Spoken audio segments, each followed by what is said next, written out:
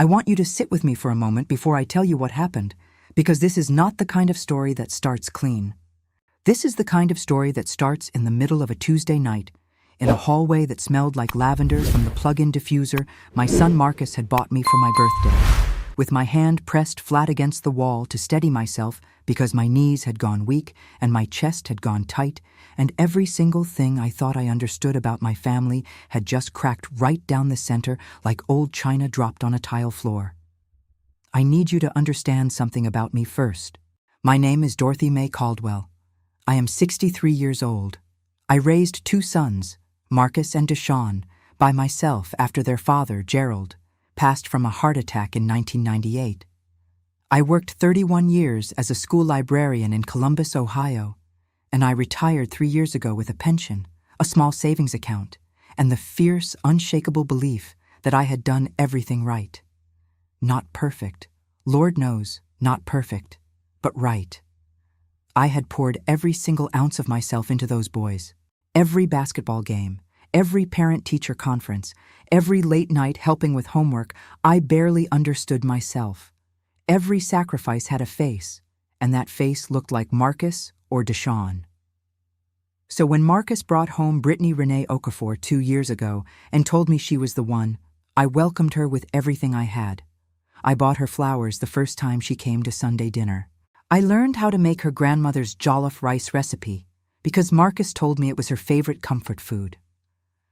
I sat with her for 3 hours one afternoon, going through old photo albums so she could feel connected to a family history that was now becoming hers too. I thought we were close. I genuinely, truly, without a single shadow of a doubt, thought we were close. And that is what made Tuesday night feel like falling through ice. I had driven over to Marcus and Brittany's house to drop off a slow cooker I had promised them weeks ago. One of those big 8-quart ones that Marcus had admired when he came to my place for Thanksgiving. I had also brought a container of my homemade oxtail stew, still warm, wrapped in a dish towel. I pulled into their driveway just after 8 in the evening and noticed that Marcus's car was gone, but the lights inside were on, and Brittany's silver Civic was parked near the garage. I texted Marcus to let him know I was there and figured Brittany could just let me in while I waited. I had a key. They had given me one 6 months ago, but I always knock and text first out of respect. That has always been my way. You do not walk into someone's home without announcement just because you have a key. Except this time, when I walked up the front porch steps, the door was already open a few inches. Not wide open, just cracked, the way it gets in summer when the frame swells from the heat and the latch doesn't quite catch unless you give it a firm pull. I could hear Brittany inside talking on the phone, her voice carrying through that narrow gap with a clarity that felt almost cruel in retrospect, like the universe had arranged the acoustics specifically so that I would hear every single word without any chance of mishearing or misinterpreting. And what I heard stopped my whole world. She was laughing. That is the first thing I registered, that bright, easy, unself-conscious laugh that I had always loved about her, the one that made her whole face light up and made everyone around her want to laugh too. I had told Marcus on more than one occasion that Brittany had the kind of laugh that could cure a bad day. I meant it. I had meant every kind thing I ever said about that girl. And now that laugh was being used as the soundtrack to something that made my stomach turn cold and hollow.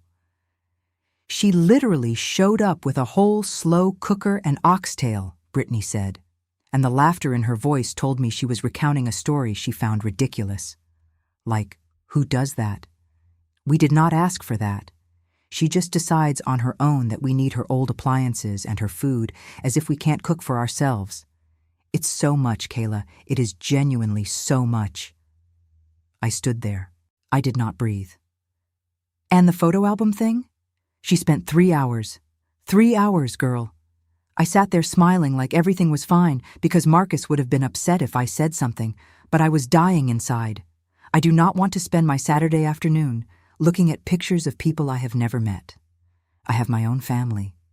I have my own memories. Why do I have to absorb hers just because she needs to feel included? I heard the other woman, Kayla, whoever Kayla was, say something I could not make out clearly. And then Brittany kept going, her voice dropping just slightly, but not enough. She means well.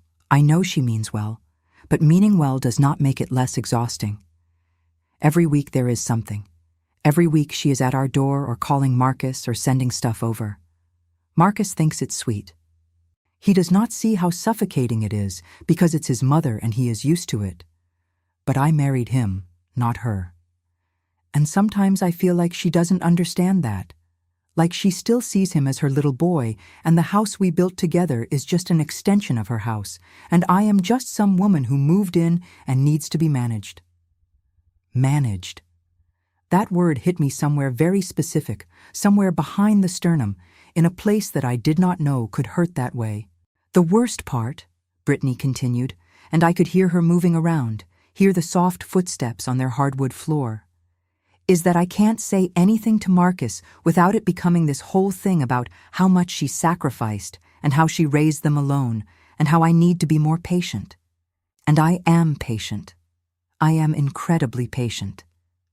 But there is a limit, Kayla. There is a limit to how much performance a person can put on before they need to vent. I took one step back from that door. Then another. Then I was down the porch steps and standing in their driveway in the dark with my oxtail stew still warm in my hands and my slow cooker in the trunk of my car and absolutely no idea what to do with myself. I stood there for what might have been 30 seconds or might have been 5 minutes. Time had gone strange and elastic, and then I walked back to my car with great care, as though the ground had become uncertain, put the stew on the passenger seat, started the engine, and drove home. I did not cry until I was inside my own house with the door locked behind me. And then I sat down on my kitchen floor, not on a chair, on the actual floor, with my back against the cabinets, and I cried in a way that I had not cried since Gerald's funeral. The deep kind of crying that comes from somewhere below grief, from the place where your understanding of yourself and your place in the world lives. Because it was not just the words. It was what the words revealed. It was the performance. 3 hours going through photo albums, and she was dying inside. Every Sunday dinner, and she was counting the minutes. Every slow cooker and bowl of oxtail, and she was exhausted by me. By Dorothy May Caldwell, who had spent 63 years trying to give people what they needed. I want to stop here for just a moment because I can feel what some of you are thinking. You are thinking, Dorothy, she was just venting. Everyone vents. Everyone says things they don't fully mean when they're frustrated and talking to their best friend in what they believe is the privacy of their own home. And you are not entirely wrong. I know what venting is. I know the difference between a person's worst moment and their character. I have vented myself. I have said unfair things about people I love when I was tired and at my limit.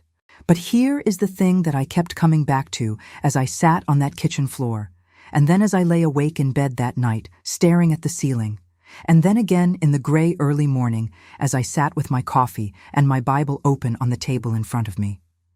I was not upset about the venting. Not really. What I was sitting with was something quieter and more complicated than anger. I was sitting with the understanding that there was a version of our relationship that existed only in my head. That the closeness I thought we had, the real, genuine warmth I believed we had built over 2 years, had been, at least in part, a performance. And I did not know where the performance ended and the reality began. I did not know which moments had been real and which had been endured. And that uncertainty, that not knowing, was the hardest thing to hold. Because if I couldn't trust what I had seen and felt and believed about my relationship with Brittany, what else couldn't I trust? What else had I been reading wrong? I did not sleep that night. I prayed instead, which has always been my way when sleep won't come. I did not pray for anything specific. I just talked to God the way I have always talked to Him, like He is sitting across the table from me and willing to listen without interrupting. I told Him what had happened. I told Him how I felt. I told Him that I did not want to be the woman who made her daughter-in-law feel suffocated, and that I did not know I had been doing that, and that I was genuinely uncertain what to do next. And somewhere in the middle of all that talking, between 2 o'clock and 3 o'clock in the morning, something shifted. Not a revelation, not a lightning bolt, just a quiet shifting like furniture being rearranged in a darkened room. You can't see it happening, but you can feel that the space is different. What I understood, somewhere in that shift, was that I had a choice. I could be hurt. I absolutely had the right to be hurt. What I had heard was painful, and I was not going to pretend otherwise or talk myself out of the legitimacy of that pain. But I also had a choice about what I did next. And the options, as I saw them at 3 in the morning on my kitchen floor with my Bible open to Proverbs, were roughly these. I could say nothing and change nothing, and keep showing up the same way while knowing what I now knew, which would feel dishonest and which would eat at me from the inside. I could confront Brittany directly, which would almost certainly blow the whole thing open and potentially damage her marriage to my son in ways that terrified me. I could tell Marcus, which felt like choosing sides and weaponizing something I had overheard in a way that seemed both cowardly and dangerous. Or I could do something else entirely, something harder than any of those. I could change, not because I was wrong to love my son's family the way I had been loving them, not because my intentions had been anything other than genuine, but because intentions are not enough. Because the impact of a thing matters as much as the intent, and if the way I was showing love was landing as suffocation, then the loving thing, the real, mature, genuinely selfless thing, was to learn how to show it differently. Even if that meant pulling back from a closeness that had felt, to me, like the great gift of this chapter of my life. Even if that cost me something real. That decision did not make the hurt smaller. I want to be honest about that. It did not make the pain of what I had heard disappear or transform into something tidy and instructive. It just gave me something to do with it. It gave the grief a direction. The next morning, the morning that changed everything, and I am going to tell you exactly what happened. I woke up at 6:30, which is late for me, made my coffee strong the way I like it, took a shower, put on one of my better outfits, a deep burgundy blouse with good slacks, the kind of outfit you wear when you want to feel like yourself, and I sat at my kitchen table with a legal pad and a pen, and I wrote out everything I needed to say, not to Brittany, not to Marcus, to myself. I wrote out every boundary that I had never thought to establish because I had not understood that my presence required them. I wrote out the ways that my love, offered without limit or structure, might have become a weight rather than a gift. I wrote out what I was willing to change and what I needed to stay the same. And then I set that legal pad aside, and I called my best friend Renata Washington, who has known me since 1987 and who has never once told me what I wanted to hear when what I needed to hear was something different. I told Renata everything, not a cleaned-up version, not a version that made me sound better or Brittany sound worse. All of it, exactly as it had happened, including the moment I stood on that porch and heard my daughter-in-law call me exhausting and describe every warm gesture I had made as a burden. Renata listened without interrupting, which is one of the greatest gifts she has ever given me. And when I finished, she was quiet for a long moment, and then she said, "Dorothy, I love you with everything I have, and I need to ask you something that you might not like." I told her to ask it. Have you ever asked Brittany what she needs from you? Not what you think she needs, what she actually needs? I sat with that question for a long time after we got off the phone. The answer, which I did not want to say out loud, but which I knew to be true, was no. I had not asked. I had assumed. I had looked at Brittany and seen a young woman who had come into our family without a mother-in-law, and I had decided, with love and with the best intentions on earth, what that meant she needed from me.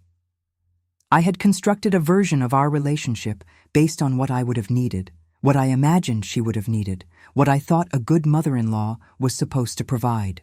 And I had never once sat across from her in real honesty and asked, what would help? What would feel good? Where would you like more space? That was what the next morning changed. Not in some dramatic confrontation, not in a scene, in me. In the interior work that no one sees, but that determines everything about how you show up in the world. Now, you might be wondering whether I ever talked to Brittany, whether I ever addressed what I had heard. I'm going to tell you because I think the truth of what happened next matters as much as the night on the porch. About a week after that Tuesday, I called Marcus, not Brittany Marcus, and I invited them both to dinner. Not at my house, at a restaurant, neutral ground, a beautiful little place called Harvest Table on the east side of Columbus that Brittany had mentioned liking several months earlier. I made the reservation, I chose the place she liked, and when they arrived, I was already there, seated, with sparkling water poured, and the menus already at the table. We had a normal dinner for the first 40 minutes or so. Good food, easy conversation, Marcus talking about a project he was working on, Brittany telling us about a friend's upcoming wedding. And then, when the entrees had come and things had settled into a comfortable rhythm, I said the thing I had been rehearsing and refining all week in my head.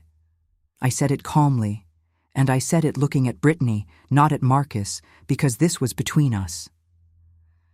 I have been thinking a lot lately, I said, about how I show up as your mother-in-law, and I want to be honest with you, both of you, that I think I have been doing too much, not from a bad place, but too much. And I want to ask you, Brittany, if you're willing to tell me what kind of relationship would actually feel good to you, not what you think I want to hear. What would genuinely feel like enough, and what would feel like space. The silence that followed those words was the longest silence I have ever sat in during a dinner. Marcus looked at Brittany. Brittany looked at me. And something moved across her face that I had not expected. Not relief, not guilt, not the careful, neutral expression of a woman managing a difficult moment. What moved across her face was surprise.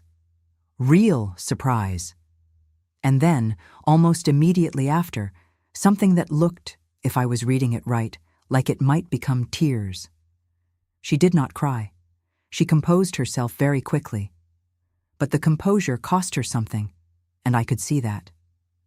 "Dorothy," she said, and her voice was careful, the way a person's voice gets when they are trying to be precise. "I think I have not been as honest with you as I should have been, and I think I owe you an apology for that." She did not know I had been on that porch. She did not know what I had heard. She thought this was coming entirely from me, from some reflection or intuition of my own, and I let her believe that because it was not important. What was important was what came next. We talked for 2 hours. Not a fight, not a confession. A real, actual conversation of the kind that two women can have when neither of them is performing and both of them are willing to be uncomfortable. Brittany told me, carefully and kindly, that she sometimes felt crowded.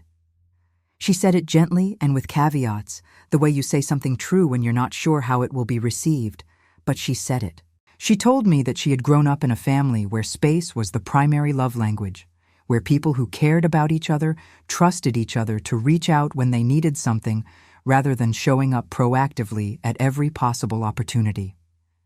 She told me that she loved that Marcus had come from a family of warmth and presence, and that she also was still learning how to exist inside that warmth without feeling dissolved by it. She told me she was sorry she had not said this sooner, that she had been afraid of hurting my feelings or creating tension between me and Marcus. And I told her, and this is the truest thing I said all evening, that I would rather know a hard truth than be managed, that the kindest thing she could do for our relationship was to trust me with her actual self, that I was 63 years old and I had been through enough that I could handle honesty, and what I could not handle, what had always undone me more than any difficult truth, was finding out that something I believed was real had been built on performance. I did not tell her I already knew, but what I said was the truth. Marcus was quiet for most of this conversation in the way that good men get quiet when the two most important women in their lives are working something out. Not absent, just respectful. He held Brittany's hand on the table. At one point, he looked at me with an expression I recognized from when he was small, a look that said, "I see you, Mom, and I am proud of you." He didn't say it out loud. He didn't need to. By the time we left that restaurant, something had changed between Brittany and me. Not everything. Not in one dinner. Relationships do not transform in one dinner, and I would be lying to you if I told you that everything from that point forward was easy or smooth, or that the conversation solved everything it had uncovered. What it did was open a door that had been, without either of us fully understanding it, sealed shut. It gave us a place to start from that was built on something real. In the weeks and months that followed, I practiced the thing that had always been hardest for me, which is restraint in love. I did not stop loving Marcus and Brittany. I did not become cold or withholding or martyred about it. I just changed the temperature and the frequency. I stopped dropping things off without explicit invitation. I started waiting to be asked before I gave advice. I let Sundays go by sometimes without calling. And every single time I did that, every time I held back something that my instinct said to offer, every time I trusted that my son's marriage was strong enough to not need my constant reinforcing presence, it cost me a small something. Not because what I had been doing was right and stopping it was a loss, but because the impulse to pour yourself into the people you love does not disappear just because you've decided to redirect it. The love doesn't change. You just have to learn to hold it differently. What I gained in exchange for that discipline was something I had not expected. Brittany began to reach out to me, not because she was supposed to, not as a performance of good daughter-in-law behavior, but genuinely. She texted me a recipe she thought I would like. She called me once on a Thursday evening just to talk, which had never happened before, and we were on the phone for 40 minutes without it feeling like either of us was working at it. She asked for my advice about something at her job, and actually used what I said. Small things, real things, the kind of things that do not happen between people who are performing for each other. I would be dishonest if I said I do not still think about that Tuesday night. I do. It visits me sometimes, usually in quiet moments, usually when something Brittany does touches me in a way that makes me want to know how much of it is real and how much is still the careful management of a difficult woman. I do not think that question will ever fully go away, and I have come to believe that I do not need it to. Trust, I have learned at 63, is not the absence of doubt. Trust is the decision to keep showing up despite doubt. It is a practice, not a state, and it requires you to be willing to be wrong, to be hurt, to find out that the thing you believed was real was more complicated than you thought, and to keep going anyway. My Renata asked me, months after that dinner, whether I was glad I had heard what I heard, whether I would choose, if I could go back, to have stood on that porch and heard what I heard, or to have knocked on the door and handed over the slow cooker and gone home believing what I had believed before. I sat with that question for a long time, and the honest answer, the one I gave her and the one I will give you now, is yes, I am glad. Not because it was not painful. It was one of the most painful things I have experienced since Gerald died. But because what I heard on that porch told me the truth, and the truth, even when it costs you something, is always more useful than a comfortable illusion. The Dorothy who existed before that Tuesday night was a woman who was loving her family with everything she had and receiving a performance in return. The Dorothy who exists now is in a relationship with her daughter-in-law that is smaller, quieter, and cooler than what she imagined she had, and infinitely more real. And real, I have decided, is worth more than imagined closeness. Real is the only thing that actually lasts. I want to say one more thing because I think it matters. I want to say it for every woman listening to this who has found herself on either side of what I have described. The woman standing on the porch or the woman on the phone. I have been Brittany too. Not in this story, but in others. I have been the person who vented to a friend about someone whose love felt like too much, whose presence felt like pressure, who meant every kind thing they said and still made me feel suffocated. I have been that person. Most of us have. The venting is human. The performance is human. What I would ask, what this whole experience has sharpened for me into something close to a conviction, is that we look for the door before we find ourselves performing indefinitely. That we practice the small, terrifying honesty of saying, this is what I need, this is where I need space, this is how I receive love well, not in accusation, not in explosion, just in truth, just in the ordinary courage of telling someone who loves you how that love would feel best. I left that slow cooker in Marcus and Brittany's kitchen that night. I texted Brittany the next day and told her it was on the porch, that I hadn't wanted to disturb them, and that the oxtail was in the insulated bag beside it whenever she wanted it. She texted back a string of heart emojis and a voice note saying thank you that sounded genuine. I listened to it 3 times. Then I put my phone in my pocket and went out to water my garden, which is the thing I do when I need to be with something that does not require anything from me except my hands and my attention, and the willingness to show up every day and tend to what is growing. That is the whole story. Or the whole story as far as stories are ever whole. Because life does not resolve the way stories resolve. It keeps going, keeps shifting, keeps offering you new information about yourself and the people you love and the gap between what you imagine and what is true. All you can do is keep trying to close that gap. Keep choosing honesty over comfort. Keep being willing to change when change is what love requires. If any part of this touched you, if you have been the woman on the porch, or the woman on the phone, or the man sitting between them trying to hold something together without breaking it, I would love to hear from you. Leave it in the comments. Tell me your version of this story, because I know you have one. I know you have stood in some hallway, some parking lot, some room where you were not supposed to be, and heard something that rearranged you. Tell me what you did with it. Tell me who you became on the other side of it. That conversation, the one that happens between people who are willing to be honest about how complicated love actually is, that is the conversation I am most interested in. And if you are new here and this is the first story of mine you have heard, welcome. There is more. Subscribe so you don't miss what comes next. Hit the like button if this meant something to you today, because it helps more people find their way to this space where we tell the truth about family and love and all the ways we get it wrong before we get it right. And I will see you in the next one, because the truth always comes, and it always changes something, and if we are brave enough, it always changes something for the better.